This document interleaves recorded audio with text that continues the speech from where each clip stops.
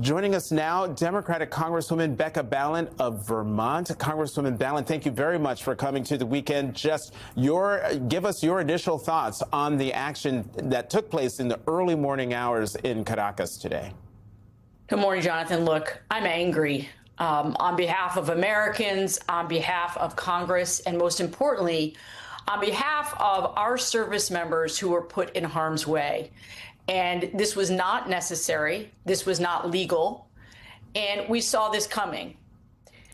This has been the plan the entire time. It was never about narco drug trafficking. This was about oil. This was about minerals. This was about regime change. There is no legal justification for what has happened. I'm outraged that nobody in Congress was briefed, including our leader, Hakeem Jeffries, that the committees of jurisdiction received no briefing.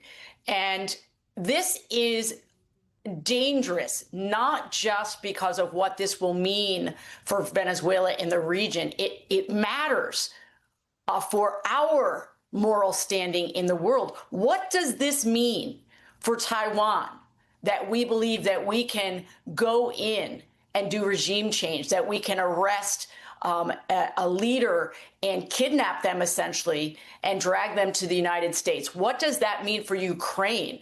This matters not just in this instance, but what it means globally. And this is not what Americans want. They voted for this president in part because he said he was not interested in more foreign wars. And this runs completely counter to what he ran on. And I'm angry. You can hear it in my voice, I'm sure. Congresswoman, you mentioned Taiwan, you mentioned Ukraine, but another nation that is out there in the president's crosshairs is Iran, where just a few days ago he talked about how our nation was locked and loaded against the Iranian regime and what they may or may not do to protesters there. Talk more about how concerned should Americans be that what we're seeing in Venezuela might not be the end, but the start of something bigger. Yes, for a man that ran on a so-called peace platform, he has been saber rattling to places around the world. We should be very concerned about what his designs are with Iran. We should be deeply concerned that our elected officials, members of Congress and senators who are elected by the people to do the people's work, to uphold and defend the Constitution, are not being consulted. We had a war powers resolution that we put forward as Democrats. We can't do this alone. That's the other thing I wanted to say to you this morning. We cannot protect and defend the Constitution without our Republican colleagues.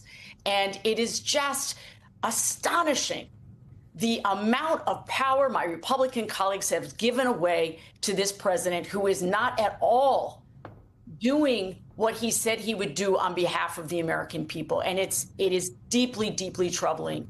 And I would like to know why it is that we are waiting till 11 o'clock today to get any kind of press conference related to this, outrageous military action in the region. And my heart goes out to all the Vermonters that have been deployed or in the region. And I also want to say, the president saying in an offhanded remark on Fox News, a couple of our guys got hit. This isn't a game, Mr. President. This is about our service members who sign up to protect and defend the Constitution and not do your bidding on a whim overseas. Congresswoman, I have kind of a two-part question. One is that we have heard three different justifications for why the administration would do this, right? We have the narco arrest, and that's what Pam Bondi has said. There's regime change, which others have said. We had Ambassador John Bolton on. He talked about geopolitical machinations. You know, he's not in the administration, but this was his job to kind of think about this when he was there the first time. And there's also the cognitive dissonance for me of Trump doing this and capturing Maduro, saying that he's a narco-terrorist, while at the exact same time, just a couple of months ago, maybe weeks ago, time's a flat circle, pardoning Juan Orlando Hernandez, the former president of Honduras, who was actually tried and convicted of narco-terrorism against the United States. And that is very difficult for me to parse in my mind. And it's not just difficult for you, it's difficult for anyone that followed that pardon. I actually gave a very impassioned speech on the floor of the House about that exact case. You have the former president of Honduras who was tried and convicted in American court. And he was convicted in part for importing 400 tons of illegal drugs into the United States.